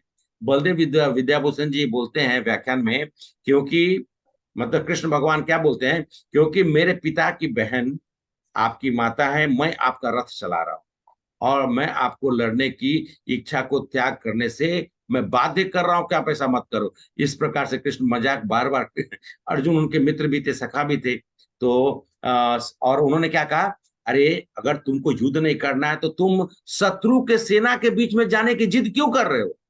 उनको चिढ़ा रहे थे, वो पिन मार रहे थे। तो कृष्ण भगवान के विचार की पूछे संजय इस दृश्य का वर्णन राष्ट्र करते हैं। और पांडवों के हाथों तो जो होना था उसको तो पूर्ण करने के लिए कृष्ण भगवान तो प्रकट ही हुए थे, खरपतवार निकालने के लिए। कृष्ण ने अर्जुन की उनकी क्षत्रिय विरासत की याद दिलाते हुए कहा, हे पार्थ, इस श्लोक में कि तुम इस कार्य को पूर्ण करने के लिए आगे बढ़ो। तो अर्जुन ने क्या बोला भगवान कृष्ण को, हे वृष्णि। एक्चुअली में भगवान कृष्ण का जो डायनेस्टी का नाम है वृष्णि डायनेस्टी, और ये चंद्रवंशी डायनेस्टी है। और कृष्ण ने कहा, यदि आपको लगता है कि राजवंश का विनाश कगार पे है तो इस युद्ध को रोक दीजिए। उन्होंने कहा कि मैं इसका समर्थन नहीं करता हूं, तुम्हें युद्ध करनी पड़ेगी। यानी दुख से मुक्ति पाने के लिए यदि पितरों का तर्पण करना बंद कर दिया जाए तो परिवार के सदस्यों की पीढ़ी नरक में चली जाएगी। सुनिएगा फिर से, यदि दुख से मुक्ति पाने के लिए हम अपने पितरों का तर्पण करना बंद कर दें तो परिवार के हमारे पूर्व की पीढ़ियां कहाँ चली जाएंगी? सब नरक में भोग करेंगे। हाँ बताइए, बोलिए माता जी, कुछ बोल रहे थे? प्रभु जी ऐसा मतलब होता है ऐसा आप वो बोल रहे हो? तो मैं नहीं बोल रहा हूँ, ये मैं थोड़े बोल रहा हूँ, ये तो मैं गीता के अध्याय के रूप से मैं सब कुछ बता रहा हूँ। यही बात है, इसी चीज को मैं लास्ट में बोलने वाला था कि खैर आपने पूछ बैठा कर, मैं आपको बात लास्ट में बोलूंगा। यार ये दुख, ये चीजें, फिर अर्जुन मुख्य रूप से उन भेंटों को रोकने में एक पक्ष में अपना पापपूर्ण प्रतिक्रिया का विचार क्यों कर रहे थे? वो तो मालूम था उनके साथ में जितना अन्याय हुआ है, क्या क्या अन्याय हुआ, लाक्षागृह से लेकर बचपन में भीम को जहर देकर कितनी सारी चीजें जो पांडवों के प्रति की गई, अंत में तो वनवासी बना दिया, अज्ञातवास में डाल दिया, सब कुछ षड्यंत्र किया, पत्नी का अनादर किया गया बड़े सभा में, इससे बड़ा और अनादर और कुछ हो नहीं सकता है। तो इस तरीके से अगर कहा जाए तो क्षत्रिय भावना से, मतलब कि अगर कार्य को नहीं किया जाए तो क्या होगा? वो तो अनैतिक है ना, अधर्म है। यदि अर्जुन युद्ध नहीं करता तो वो अपने व्यवसाय से वंचित हो जाता, उसे भरण पोषण करने के लिए भीख मांगना पड़ता, सब कुछ बोला बोला कि मैं भिखारी बन जाऊंगा, मैं जंगल में चला जाऊंगा। ऐसा नहीं है, एक क्षत्रिय को भीख मांगना अकल्पनीय है। क्षत्रिय भीख नहीं मांग सकता है। निम्नलिखित घटना का तत्व को दर्शाता है कि मनुष्य को अपने क्रियाओं को, बताए हुए कर्मों को करना चाहिए। जैसे कि गीता में आगे का अध्ययन होगा, दो तरह के धर्म है, एक है सनातन धर्म और एक है स्वधर्म। स्वधर्म है, उसको भी पालन करना चाहिए। और क्षत्रिय धर्म देखिए, भावना से भीम ने हनुमान जी से मुलाकात करने के बाद द्रौपदी से भेंट कर कर सुगंधित 1000 पंखुड़ियों वाला कमल, भीम कहाँ बोला कि नहीं मैं नहीं जाऊंगा, पत्नी की इच्छा को भी पूर्ण करना है और क्षत्रिय धर्म को निभाते हुए, तलाश करते हुए कमल को लेकर आए, उन्होंने दिया। वो झील में गए तो झील में बोला कि ये कुबेर का झील है, कोई नहीं पकड़ कर सकता है, तो वहां पे सबको पीट पाट दिए, सब जो भी कुबेर का सैनिक है सबको धड़ाम धुड़ुम करके सबको मतलब धराशायी कर दी। बोलो और किसको युद्ध करना है मुझसे? और अंत में उन्होंने अपने कार्य को संपूर्ण किया। तो ये क्षत्रिय धर्म है। और यदि अर्जुन नहीं करते तो जैसा बताया गया कि वो अपने कार्य से विमुख हो जाते। तो हम सब लोग को ध्यान से, ये ध्यान पूर्वक सोचेंगे, चाहे कुछ भी हो जाए हमें अपने कर्तव्य को जरूर करना चाहिए। और अंतिम श्लोक में अर्जुन ने प्रतिज्ञा की थी 1.46 में कि कोई भी उसका धनुष नीचे रखने का सुझाव देगा तो उसे वो मार डालेगा। एक घटना में इसकी युद्ध के दरमियान में जस्ट ये लास्ट है, युद्ध के दरमियान युधिष्ठिर महाराज को क्या हुआ कि वो घायल हो गए। किसने घायल किया? कर्ण ने। और कर्ण ने बोला, हे युधिष्ठिर, तुम जाकर, तुम युद्ध लड़ने लायक नहीं हो, पहले जाकर युद्ध का अभ्यास करो, शास्त्रों का अभ्यास करो। तो बाद में वही युधिष्ठिर महाराज इधर से महाराज थे ना, तो उनको बचा कर ले आया गया, उनको शिविर में रखा गया। शिविर में रखा गया तो उनका उपचार चल रहा था। तो इतने में जब खबर मिली अर्जुन को कि उनके बड़े भाई की ऐसी परिस्थिति हुई है, तो वो उत्सुकतावश कृष्ण के साथ चले आए वो देखने के लिए। तो युधिष्ठिर महाराज ने क्या कहा, हे अर्जुन, तुमने कर्ण को मार दिया? तो उन्होंने कहा कि नहीं भ्राताश्री, मैं आपके मुझे चिंता हो रही थी आपके इस हालत के लिए, आपका जो चोट लगा इस कारण से मैं देखना। तो उन्होंने उनको बोली कि ये तुमने क्या किया? तुमने कहा था, तुमने प्रण लिया था, तुम युद्ध क्षेत्र को छोड़कर क्यों आए? मुझे तो ये सुनना था कि तुमने कर्ण को मार दिया। वो बड़ी, तुम जैसे तुम जो हो युद्ध भूमि छोड़कर तो तुम कायर हो। यहाँ उस समय जब युधिष्ठिर महाराज ने कहा था तो ये अपना आपा खो बैठे। बाद में अर्जुन ने उनको पकड़ लिया, युधिष्ठिर महाराज के ऊपर वो मतलब तीर उठा लिए। तो कहने का मतलब है कि अपने धर्म की प्रतीक को मानते हुए अर्जुन ने क्या कहा कि मेरा गांडीव को छोड़ दो, मुझे ये प्राणों से अधिक प्रिय है, लेकिन मैंने कसम खा रखी है तो मैं उसको पूर्ण करूंगा। तो ठीक है, युधिष्ठिर महाराज को उन्होंने ऐसा, बड़े भाई हैं, तो अर्जुन को बाद में कृष्ण भगवान ने समझाया, हे अर्जुन, अपने इस अंदर की उद्वेगता या जो अग्नि है उसको तुम युद्ध के मैदान में इस्तेमाल करो। तुम जो है तुम्हारा जो कार्य है उसको तुम पूर्ण करो। तो ये एक तरह से सारांश मैंने बताया थोड़ा संक्षिप्त में आप लोगों को कि फर्स्ट चैप्टर में जैसा कि माता जी ने कहा था कुरुक्षेत्र के युद्ध स्थान में सैन्य निरीक्षण, तो ये था। और यहाँ से अब अभी तक भगवान श्री कृष्ण जो हैं, अभी यहाँ पर क्या क्या हुआ है, धृतराष्ट्र का संशय, दुर्योधन का मनोस्थिति, दुर्योधन भी जो है वो 100%। देखिए आप अगर अपने मान लिया जाए कि आप कैप्टन है किसी टीम का और आप अपने साथ में ऐसा लोगों को ले जाइए जो आपके ऊपर विश्वास ही नहीं करते हैं, तो फिर वो टीम हारेगा या जीतेगा? हार ही जाएगा ना। तो यहाँ पर पे भरोसा नहीं करते तो फिर हाँ माता जी आवाज नहीं, हाँ बोलिए बोलिए, फिर से बोलिए, कुछ बोल रहे थे आप श्रुति माता जी। नहीं, मैं वही बोल रही थी, अगर कैप्टन पे भरोसा नहीं करेंगे तो फिर टीम कैसे जीतेगी। हाँ ठीक है, तो इसलिए यहाँ पर दुर्योधन युद्ध करने के लिए सैन्य बल भी ज्यादा है, योद्धाओं की कमी नहीं है, लेकिन वहां पर क्या है, पारस्परिक संदेहास्पद स्थिति है। दुर्योधन को लग रहा है कि ये लोग युद्ध मेरे पक्ष से कर रहे हैं या पांडवों के पक्ष से करेंगे। तो ये परिस्थिति दुर्योधन की है कि वो भी उस समय में उसका मन भी व्यथित है इन भावनाओं से। धृतराष्ट्र, दुर्योधन, और कौन व्यथित है? और कौन व्यथित है? अर्जुन है। अर्जुन भी है कि मैं अपने प्रियजनों के साथ में कैसे युद्ध करूं। अभी तो गीता शुरुआत ही हो रही है, तो ये पूरा चैप्टर है अर्जुन का प्रश्न है कि मैं अपने सगे संबंधियों के साथ कैसे युद्ध कर सकता हूं। तो अर्जुन का भी संशय, अर्जुन का भी अंदर से जो अपराध बोध है कि मैं ऐसा कैसे कर सकता हूँ। मैं यहाँ तक कि हे माधव, मैं तो सोच रहा हूँ कि सब कुछ त्याग करके मैं जंगल चला जाता हूँ। ये सब जो है इस अध्याय में रहेगा। तो इस यहाँ पर ये अध्याय सब अब जो है आगे आगे का अध्याय जो है वो वेरी इंपॉर्टेंट, मतलब कि 22nd चैप्टर के बाद से भगवान कृष्ण बोलते हैं। तो फर्स्ट 6 चैप्टर्स जो है वो कर्म योग के बारे में।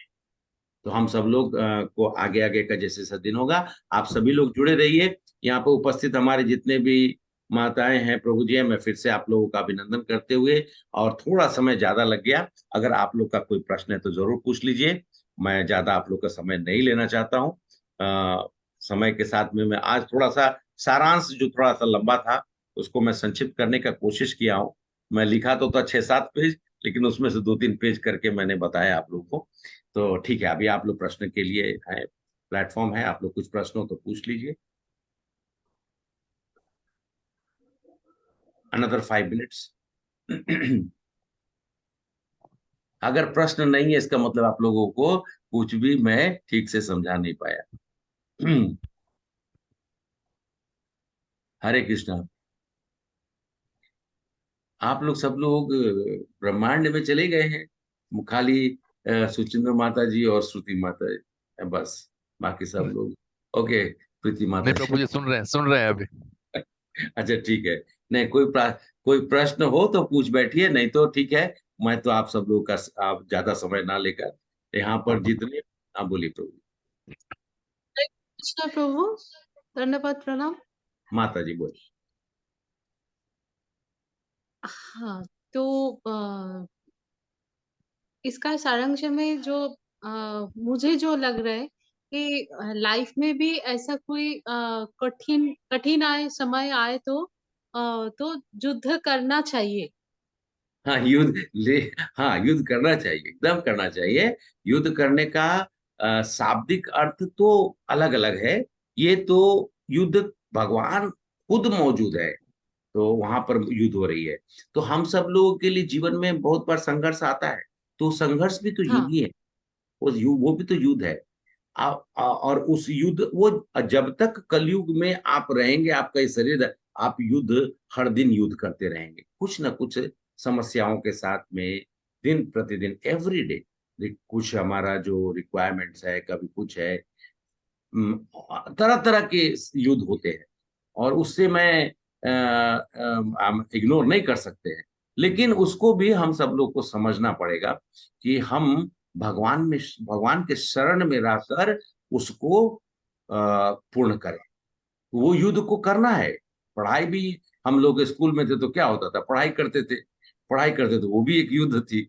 अभी नौकरी करने जाते हैं, वो भी एक युद्ध है। हाँ। सब जगह युद्ध है। आपने ठीक ही कहा। हाँ, और कोई तो प्रश्न? पीछे नहीं हटना है, आगे हाँ माता जी, वो तो एकदम युद्ध तो तो पीछे नहीं हटना है, आगे बढ़ना है। आगे भी युद्ध तो होते ही रहेगा, युद्ध चलता रहेगा। अंतर मन में युद्ध को हम सब रोक भी नहीं सकते, तो वो तो चलता रहेगा। और बाहर का युद्ध शायद हम अपने कार्य के द्वारा उसको रोक सके, लेकिन अंतर्मन का युद्ध को कैसे रोकेंगे? जब भगवान के प्रति हमारी श्रद्धा पूर्ण रहेगी, तो भगवान वहां पर उस युद्ध को खुद लड़ेंगे, हमें लड़ने की जरूरत नहीं है।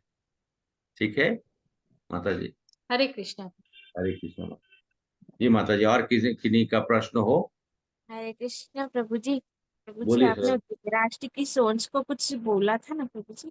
क्या क्या धृतराष्ट्र की ऐसी हाँ, सोच धृतराष्ट्र रखने क्या से। सोच, हाँ ठीक ठीक।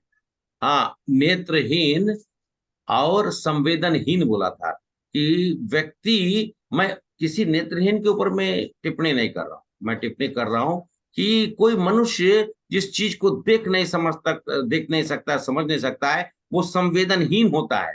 उसको समझ में नहीं आता कि मैं क्या करने जा रहा हूँ, और उसके वजह से ही ये पूरी युद्ध हुई। अगर वो दुर्योधन को बचपन में ही अगर संभाल लेता, और उसको, या तो उसको निष्कासित कर देता, कम से कम राज्य से निष्कासित कर, उसने तो उसको पलने बढ़ने दिया। एक पिता का मोह इतना नहीं होना चाहिए कि बेटा सामने में हो और वो एल्ड्रिन या पता जो भी वो पी रहा है, उसको पीने दे। हाँ भाई, अंततः तो कष्ट तो आप ही को भोगना पड़ेगा। किसने भोगा? सब पुत्रों की मृत्यु हुई। एक हाँ। दुनिया में सबसे बड़ा कष्ट क्या होता है? एक पिता के सामने में पुत्र की मृत्यु। इससे ज्यादा कष्ट और पिता को कभी हो ही नहीं सकता है। तो उसको झेला उसने। हाँ बोल, और कुछ माता जी पूछ रहे थे आप?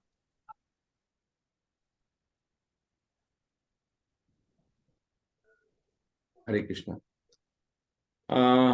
हाँ माता जी बोलिए, कुछ आप और पूछना चाह रहे थे, या फिर जो मैं बोला तो हाँ, बोल? नहीं प्रभु जी, कुछ एक सेंटेंस बोला था आपने कि धृतराष्ट्र की ऐसी सोच रखने से बुरा ही होता है, वो मुझे लिखना था, वो याद नहीं आ रहा।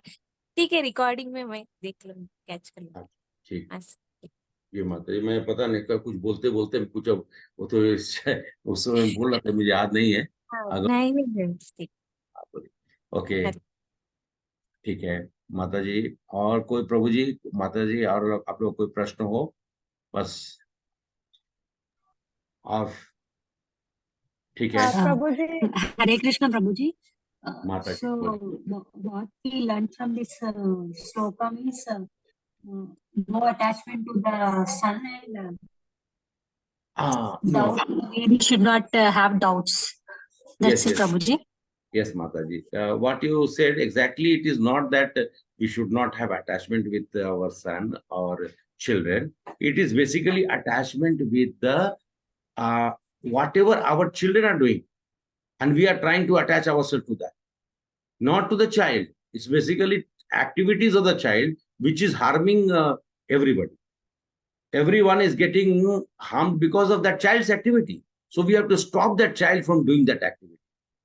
So we cannot, the children are our own, but we have to ensure that children, if they do something wrong, we should tell them very clearly that you don't do this. This is not good for you. For example, presently, every child is suffering from one disease. What is that? Can anybody tell me? Phone addiction.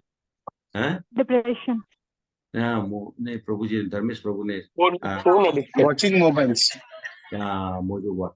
You just actually I just narrate. अब मैं आप लोग को एक छोटा सा story, मैं हैदराबाद में था, हैदराबाद एयरपोर्ट में अंदर में मैं बैठा हुआ था और मैं जपा कर रहे थे। तो एक छोटी सी बच्ची राधा रानी करीब 5-6 साल की थी, वो आकर बगल में अपने पिताजी के साथ आकर बैठी। मैं देखा उसके पीछे में छोटा सा बैग था, उस बैग में छोटा सा बैग, हाँ ब्यूटीफुल, एक मेरे ख्याल से मिकी माउस कैसा बैग था। तो मैं थोड़ा सा देख के मुस्कुराया और वो भी बेचारी मुस्कुराई, छोटी सी। तो फिर उसके फादर वो बैठ गए मेरे बगल में ही सीट पे। तो मैंने कहा कि कहाँ, आई मीन आप कहाँ जा रहे हो? So where are you going? So she said I am going to Tirupati. I said oh, you are going to Tirupati to meet? I want to meet Balaji. I said very good. So I said you are going to donate your hair? No, no, Prabhu. No, no, no, I have donated it before. So this time my cousin is going to. I said, okay, where is your mobile? So she said, I don't see mobile. So उसको तुरंत father ने बोला कि actually we are trying to abstain them from seeing the mobile. I said that is a wonderful thing. उस लड़की को फिर मैंने मतलब बच्ची को गोद में लिया and I showed them, see everybody sitting in this airport. There were almost like 100-200 people. I see everybody is busy in their mobile. Old person, new, old, anybody you see, or children, everyone is in mobile. They don't even bother who is sitting beside them. This is the condition which, so this we have to stop our children from doing it. It is harming their mind, the growth of the mind. People say that mobile is required for study. What kind of a study we will do through mobile? This what we talk about, mobile cannot make us to study. Sorry, guru parampara is required. That's what I said. अभी मैंने आप लोग से क्या बोला? गुरु परंपरा के बिना हमें ज्ञान प्राप्त नहीं होगा। आप लोग, मैं ऐसा नहीं बोलता हूं कि गुरु परंपरा, हमें सुनना पड़ेगा। सुनेंगे तो आपको आनंद आएगा, आनंद आएगा तो आप लोग जाके पढ़ेंगे, कुछ ना कुछ तो बातें मेरी आप लोग को याद रहेगी। तो कल आप लोग जरूर, अरे प्रभु जी ने ऐसा बोला था, थोड़ा सा देखते हैं, let us see what it is. And when you study yourself, remembering that ओ प्रभु ने ऐसा बोला था, ठीक है यहाँ पे ये चीज दिया हुआ है। Next may be next class you will ask me some, आप लोग मुझसे कुछ क्वेश्चंस पूछ सकते हैं। You may ask me some questions that will help you to understand. आप लोगों को और अच्छे तरीके से समझ में आएगा। बच्चों को मोबाइल से दूर करिए, मैं अभी भी बोल रहा हूँ, खासकर जो बच्चे मतलब टीनेजर्स हैं, somewhere some people are like 7th 8th 9th तक, उनको दूर रखिए। किताबों से वो पढ़ने का उनको ये कराइए practice. Otherwise we are going to face a lot of problems. The children are becoming psychologically very weak. They react too much. I think Priti Mataji, Suchandra Mataji, all of you, Suti Mataji is below. We all know we had never reacted to our parents. Does it mean that we are afraid of our parents? No, it was all respect and love with the fear that we are the children. Today also my father, mother who is there with me, and I don't remember that I have ever, said one word aggressively to them. But I see the children's, what now did they do? So we are responsible. Let us be a very responsible citizen. And as we were, we know that how we were, we should try to not force upon them, let them understand. And that is in the hands of mothers, only mothers and fathers. Okay, so from here I stop it. I don't want to take much more time of yours. Please be with your family safe. आप सब लोग अपने परिवार के साथ अच्छे से समय गुजारिए, और जो भी मैंने बताया, जितना भी आप लोग ग्रहण किए हैं, वो आप सब लोगों से मैं प्रेरणा लेते हुए अगले सत्र में फिर ज्वाइन करेंगे। और अगले सत्र में कहने का मतलब शुक्रवार है और शनिवार, तो 2 दिन पे अलग अलग सब्जेक्ट पे आप लोग ज्वाइन करिए। Prabhu ji, homework for the session Prabhu ji. माता जी, what is the homework for the session Prabhu ji? Homework for the session, okay, very good question. I don't want to force upon that, but at least I would request to go through, because I completed the first chapter. However, whatever slokas you can read, try to read it in tomorrow, and maybe if you have some questions, you can come back. आप लोग first chapter पढ़ लीजिए, कुछ questions हो तो जरूर मुझसे पूछिए। और मैं यहाँ पर हमारे खासकर देखिए मातृशक्ति ज्यादा प्रबल है यहाँ पर, प्रभु जी लोगों की संख्या कम है, तो माताओं का आशीर्वाद ज्यादा होता है, थोड़ा माँ लोग थोड़ा ज्यादा ममता होती है। तो आप सब लोग हैं यहाँ पर, मैं आप लोग की प्रेरणा से जो भी कहा आप मुझे जरूर क्षमा करिएगा। कहीं कोई शब्द अगर आप लोगों को क्लास के दरमियान ऐसा बोलने से जो आप लोगों को अगर मैंने बोलने से आप लोगों को खराब लगा हो, तो मेरे शब्द सिर्फ बोलने के भाव में था, किसी को हर्ट करने के लिए नहीं, किसी को दुख देने के लिए नहीं, बस सिर्फ आप लोगों तक पहुंचने के लिए। तो आप लोगों का आशीर्वाद और मैं भी अपने तरफ से प्रार्थना करता हूँ आप सब लोग जो है फिर अगले सत्र में ज्वाइन करें। ठीक, हरे कृष्णा। हरे कृष्णा। हरे कृष्ण। हरे तो कृष्णा प्रभु। हरे कृष्णा।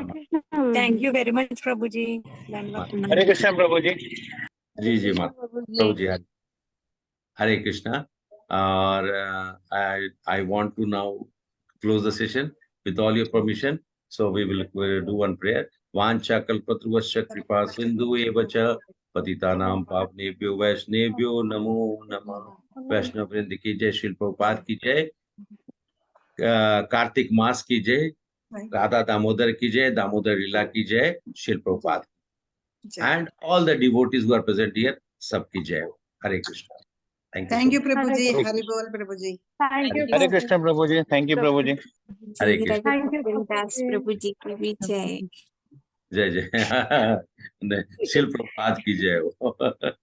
हरे कृष्ण।